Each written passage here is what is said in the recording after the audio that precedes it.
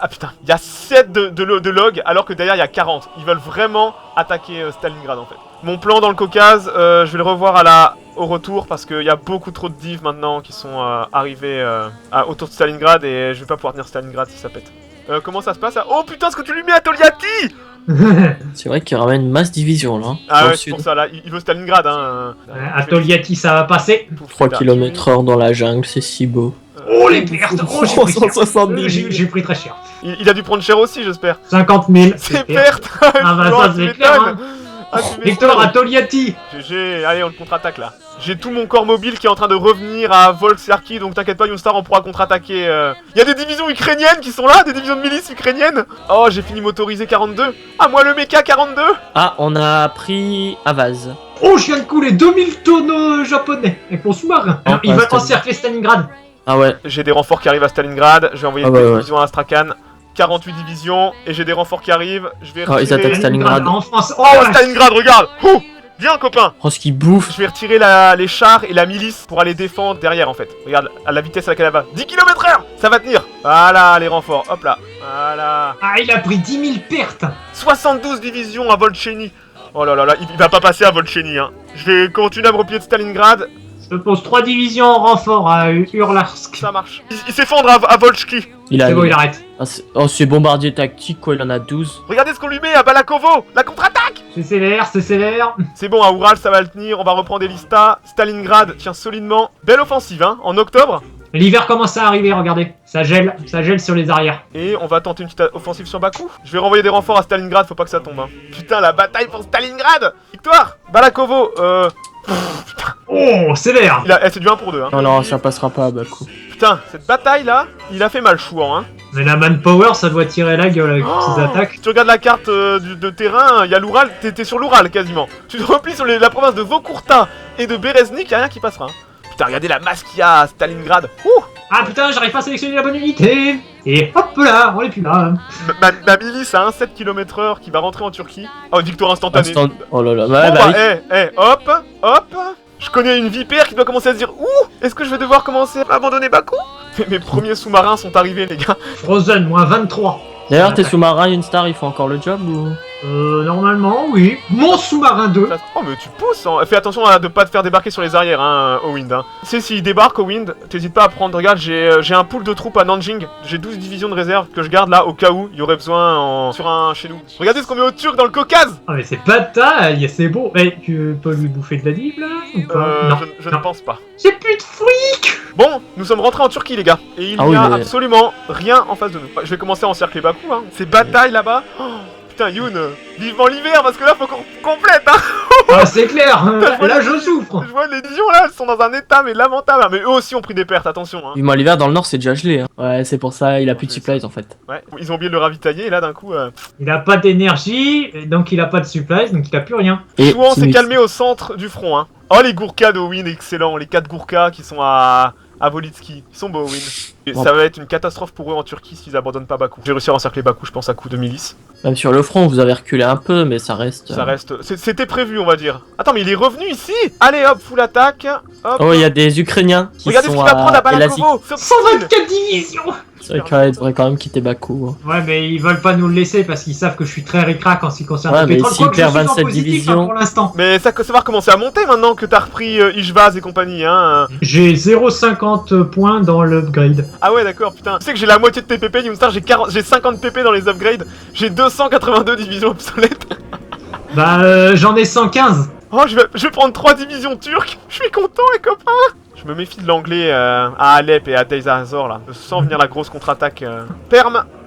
Ah oui, il attaque, il a vu. Ouais, mais ça passe pas, il gèle. Il va s'empaler. Mais regarde-moi ça gèle. C'est dur. Mais c'est même pas la peine, hein. On va passer en carte météo. Y a que dans le Caucase, hein, où il pleut encore. C'est que Bakou, il a abandonné Bakou. Oh, c'est une excellente oubliée. Ah, vite, Bakou. Putain, l'Italien va être forcé de commencer à redéployer des troupes en Turquie, hein. Parce que là... Calcutta. Et ça, il tente un débarquement. Ça passe pas. Non, mais il attaque avec du Ranger. Ça passera pas. C'est même pas des Marines. Regarde les pertes. Ah, Ahmedad, il essaie de il débarquer. tente, oh putain. Et là, ça va passer par contre. Ouais, y a du blindé. Ça sent l'exploitation après au Wind. Hein. Envoie des renforts, je t'envoie des troupes, moi. T'as 20 divs qui arrivent au Wind. Hein. Ah, ça y est, j'ai trouvé l'armée anglaise. Karachi, il va s'empaler. Oh là, il passera jamais là Oh par mon contre. dieu. Oh, 15 divisions à Trébizonde. Ça commence à renforcer, ça y est. Ouais, attention, ça attaque là du côté de la Turquie, Angleterre et tout ça. Ouh, Attention, eh, 15 divisions qui viennent de popper. Ah, vas-y. L'Italien est en train de redéployer massivement en Turquie. Hein. Ouais, il y a Amé Badad, il va passer. Bon, pour l'instant, c'est le calme sur le front russe. Attendez, il va peut-être avoir le bug, c'est contrôlé par le Canada. Ah! C'est pas contrôlé par l'anglais, donc c'est le Canadien qui va devoir le Et perfuser. puis c'est que des montagnes autour. Ça, c'est pas mal, hein. Bon, dans le Caucase, ça se passe pas trop mal. On les a forcés à redéployer énormément de divs. On va reprendre Bakou. Alors, c'est quoi cette merde là? C'est lui qui débarque? Ouais, il tente des petits débarquements, mais ça passe pas. Oh, 27 divisions. Ah bah ouais, hein. Toute leur armée qui arrive. Hein. Ah, mais après le Canadien, peut-être qu'il arrivera pas à... Ah non, c'est ça. Le Canadien, il va pas réussir à Ah, provisionner il a à tout moins ça. 140 de supplies. Bah oui, Bakou est reprise. l'essence va recommencer à couler. On est le 26. Ouais, 26. Moi, j'ai vu que mes premiers arrivaient vers le 29, 30. Ça laisse largement le temps d'avoir des renforts qui vont arriver. Ils ont réussi à poser qu'ici des troupes? Ouais. Tu sais, tu pourrais retirer des troupes de Malaisie, hein. Tes 30 divs, tu les mets en défensif sur 4 provinces dans la jungle. Ah oui, ça y est, on voit. Oh, on a la ils ont vue. encore ramené 30 Ah oui, non mais attends, ils vont pas réussir à approvisionner tout ça. Mais Je vais bon. retirer un peu de mobilité du front russe. De toute façon, là, on est bien bétonné. Oh mon dieu, regarde ce qu'ils ont. Oman, Manchukuo. Karak qui est en train de faire son malin là parce qu'il est protégé par tout le monde. Ah, ils ont encore ramené des divs. Ça y est, les renforts commencent à arriver. Il va prendre cher le Canada en supply. Beau débarquement, quand même, y a pas à chier. Hein. Bah, ils ont au moins 70 divisions. Ouais, mais si jamais ils se font dégager. Alors malheureusement, j'ai foiré l'enregistrement de la session suivante. Alors c'est-à-dire que j'ai l'image, mais je n'ai pas le son, j'ai fait une fausse manip. Malheureusement, c'est des choses qui arrivent. Mais comme je dis, heureusement, j'ai l'image. Donc je vais simplement vous faire un résumé avec les images de ce qui s'est passé en Inde, sur le front russe et dans le Caucase. Parce qu'il s'est passé beaucoup de choses très intéressantes. Alors en Inde, les alliés vont profiter de leur mobilité et vont continuer à pousser très fort hein, sur tous les flancs pour élargir leur tête de pont. Alors ils se battent sur un terrain qui est pas évident puisque tout le terrain où ils sont là à l'heure actuelle c'est des montagnes, la plaine est au sud de Delhi donc ils doivent passer une province de montagne. En tout cas ils n'ont pas un terrain facile. Sur le front russe, le remplaçant du joueur français Pepsi, qui est un très bon joueur d'ailleurs, un très bon joueur, va lui aussi commencer à pousser et essayer de nous dégager de Stalingrad, donc il va lancer une grosse offensive malgré que ce soit l'hiver. Alors dans le Caucase, Pepsi qui gère l'italien et le français en même temps, hein, vu que Scorpion et Cap n'étaient pas là cette session.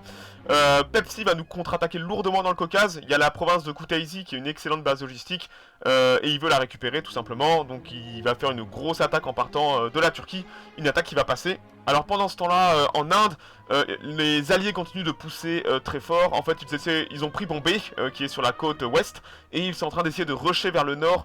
Ils sont en train d'essayer de rusher Delhi avant que nos renforts commencent à arriver. Là, vous voyez, j'ai quand même pas mal de troupes chinoises qui commencent à arriver, dont de la motorisée. On est vraiment en train d'essayer de faire une ligne de front au sud de Delhi, sachant que Delhi est un point de contrôle pour le Raj. Et en plus, Delhi est une excellente base logistique, donc les alliés veulent Delhi à tout prix s'ils veulent après pousser vers l'Himalaya et compagnie. Alors comme je dis plus tôt, hein, là les alliés arrivent devant Delhi. Heureusement, nos renforts, nos stacks commencent aussi à arriver. Et peu à peu, on parvient à équilibrer la situation, à bloquer leur avance et à commencer à contre-attaquer localement pour détruire l'infra et essayer de les tenir tout simplement parce qu'ils amènent beaucoup de troupes. Ils ont préparé un joli débarquement, même si que ce soit le Canadien qui gère la log, ça c'est un epic fail qui va leur coûter cher prochainement. Alors pendant ce temps dans le Caucase, Pepsi, donc le joueur franco-italien, est parvenu à reprendre Kutaisi sur la mer Noire. Et ça lui ouvre la porte de Tbilissi et de Bakou, sachant que là en plus si vous regardez bien on fait une énorme erreur nous qui va nous coûter cher, c'est qu'on ne met pas de troupes à Bakou, c'est-à-dire qu'on prépare pas une défense en profondeur, on pense qu'on peut tenir le stack franco-italien sans profondeur. Entre temps en Inde, donc on va sur la pointe sud de leur offensive, qui même si c'est pas leur effort principal, puisque c'est Delhi leur effort principal, ils continuent de pousser. Là le terrain est vraiment dégueulasse, puisque ces provinces-là c'est que de la forêt, de la montagne, donc c'est pas propice à de la guerre de mouvement comme au sud de Delhi. Donc là on arrive à les tenir assez efficacement, mine de rien, grâce au terrain. Sur le front russe, Pepsi continue de pousser très fort sur Stalingrad. De plus, il a ramené son aviation, donc on a une quinzaine de TAC qui tapent à Stalingrad. Donc là on commence vraiment à avoir une pression monstre, pas sur la ville en elle-même, mais bien sur la province qui est juste derrière, et si cette province venait à tomber, Stalingrad serait totalement encerclé avec nos divisions dedans. Donc c'est pour ça que Pepsi décide de pas s'empaler bêtement sur Stalingrad, qui est une ville défendue avec 5 de fort, mais bien de s'attaquer à cette province où il y a juste le bonus de défense sur la rivière.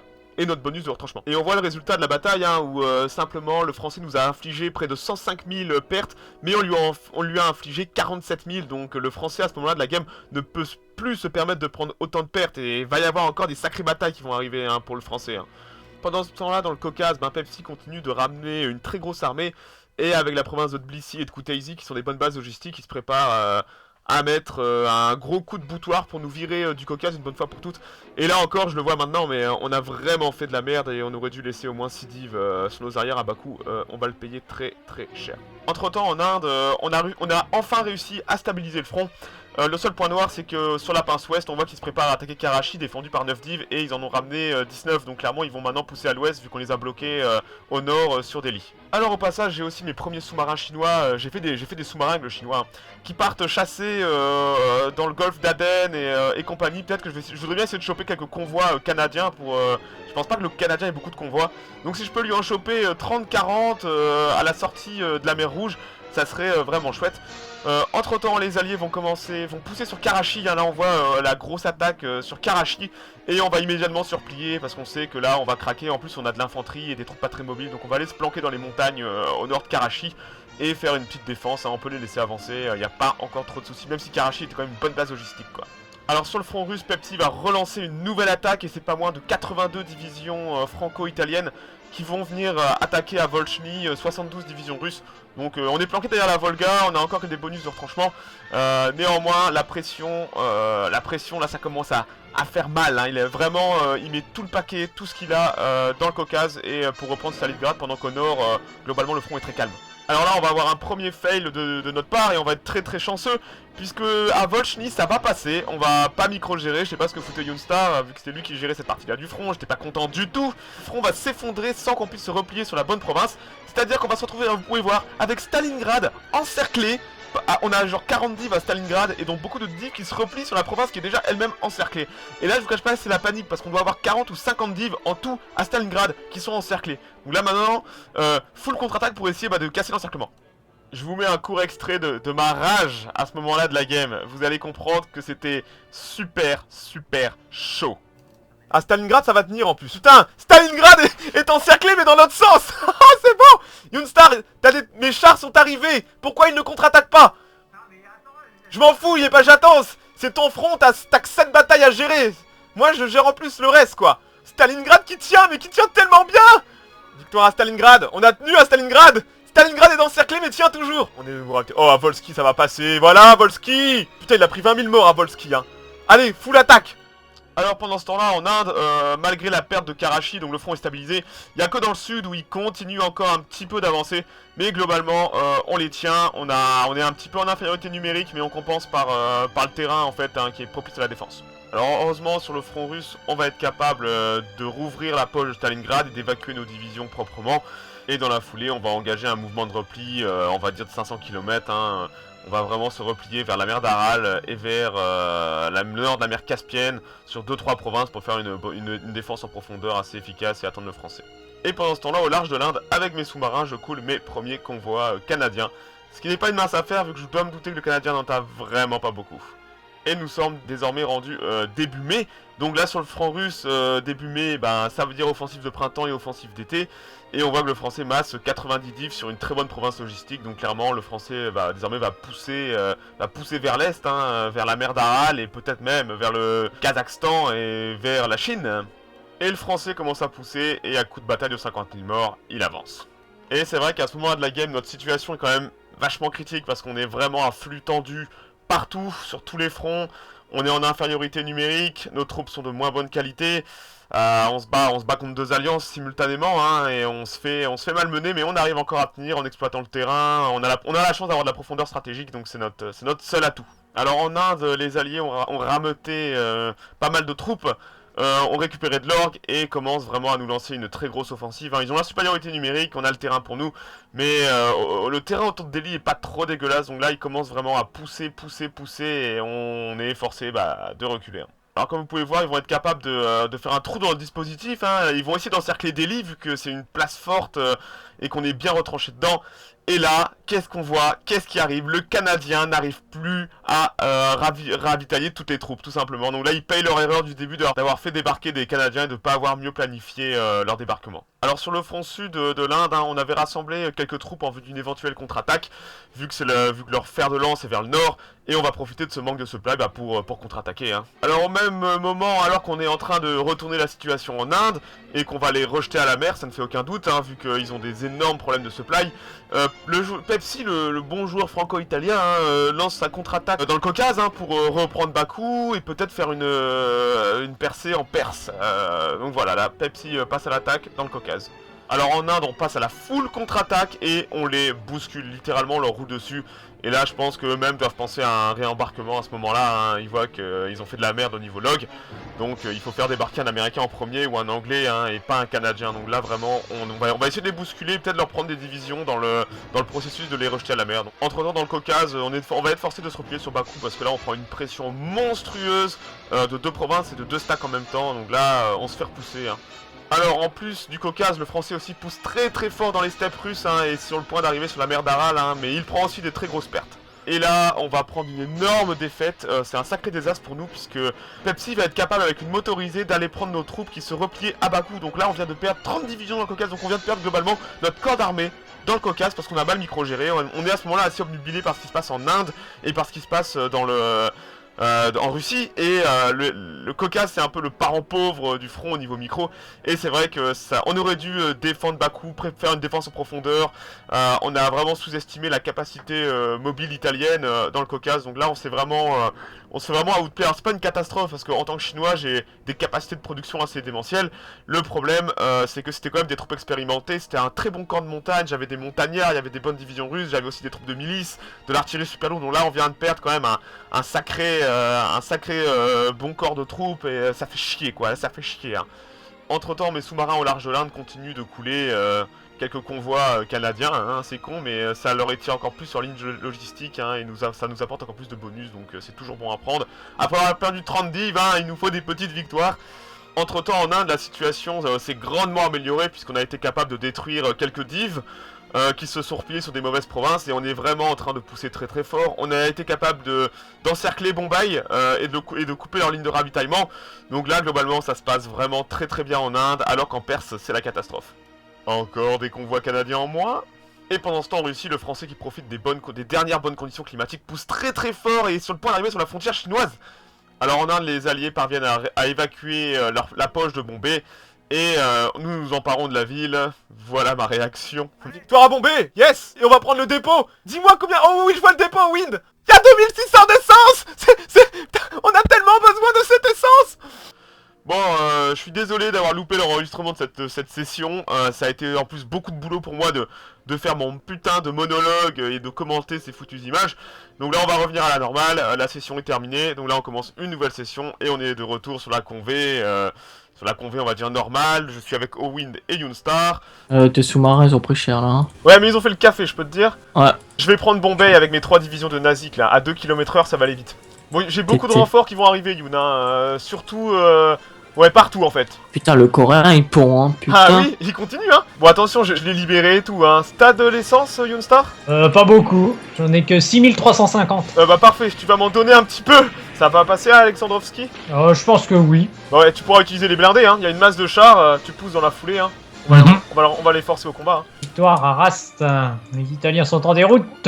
Ah, c'est passé, annule l'attaque maintenant, reste à Téhéran en défense. Le Venezuela, 3000 d'essence. Je suis remonté à 7000, Ouais, bah, tant mieux, parce que là, moi, j'en perds 22 par jour. J'en perds 150, une star. Avec tout ce qui tourne. 3000 d'essence avec le Mexicain. Je suis à 11 000. Ah, Tentative de débarquement anglais. Ouais,